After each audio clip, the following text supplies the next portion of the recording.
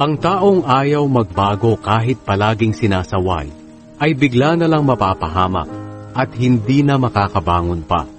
Kapag matutuwid ang namamahala, nagdiriwang ang madla. Ngunit kapag ang nangunguna ay masama, sila'y lumuluha. Ang naghahangad ng karunungan ay nagdudulot ng tuwa sa magulang. Ang nakikisama sa babaeng bayaran ay nagwawaldas ng kayamanan. Kapag ang layunin ng hari ay katarungan, pinatatatag niya ang kanyang kaharian. Ngunit kapag ang layunin niya ay humingi ng suhol, winawasak niya ang kanyang kaharian. Ang taong nagkukunwaring pumupuri sa kanyang kapwa ay may pinaplanong masama. Ang taong masama ay mahuhuli sa sarili niyang kasalanan. Ngunit ang matuwid ay aawit ng may kagalakan.